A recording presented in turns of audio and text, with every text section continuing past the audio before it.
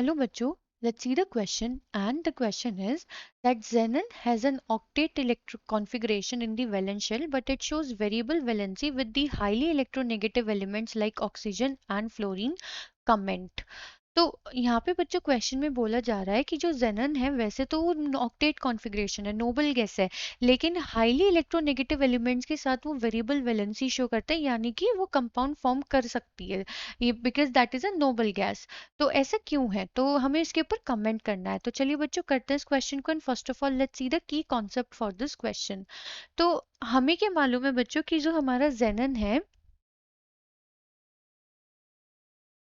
जेनन, तो अगर हम इसका यहाँ पे इलेक्ट्रॉनिक कॉन्फ़िगरेशन लिखें, सो दैट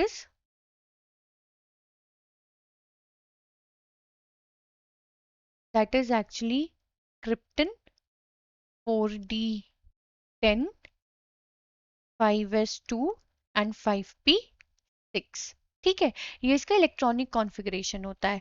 एंड दूसरा बच्चों अगर हम यहाँ पे ऑब्जर्व करें तो हाँ हम देख सकते हैं यहाँ पे 8 वैलेंस इलेक्ट्रॉन है, तो ये हमारी नोबल गैस है एंड इसी वजह से ये हमारे 18th ग्रुप में आती है।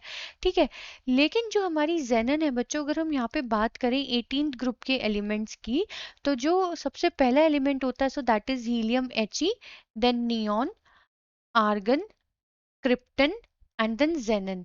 तो अगर हम देखें बच्चों, जो जेनन है वो काफी नीचे है इन दी पीरियोडिक टेबल।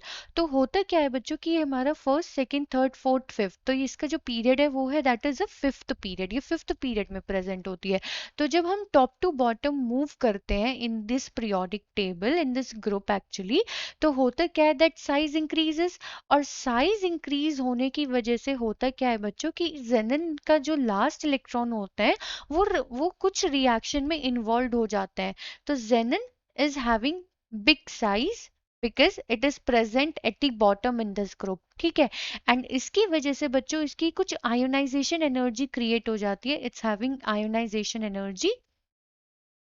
ठीक है, and ionization energy actually we can say decreases. और अगर आयनाइजेशन एनर्जी डिक्रीज कर रही है ऑफ दिस जेनन, तो यानी कि ये अपने इलेक्ट्रॉन को लूज कर सकता है। इसीलिए बच्चों जो हमारे फ्लोरीन एंड ऑक्सीजन है जो कि हाईली इलेक्ट्रोनेगेटिव होते हैं नेचर में, हाईली इलेक्ट्रोनेगेटिव का मतलब है कि ये बहुत आसानी से इलेक्ट्रॉन को एक्सेप्ट कर पाते हैं दूसरे एटम में से लेके। तो जिसकी वजह से बच्चों जेनन का साइज बड़ा हो जाता है, यानी कि हम ये कह सकते हैं कि उसके पास थोड़ी आयनाइजेशन एनर्जी उसकी डिक्रीज कर जाती है as compare to other noble gases, जिसकी वजह से जब ये हाईली इलेक्ट्रोनेगेटिव एलिमेंट इसके ऊपर अटैक करते हैं तो जेनॉन वेरिएबल वैलेंसी शो करके इनके साथ कंपाउंड फॉर्म कर लेती है। आई होप बच्चों आपको इस क्वेश्चन का आंसर समझ में आ गया होगा। Thank you.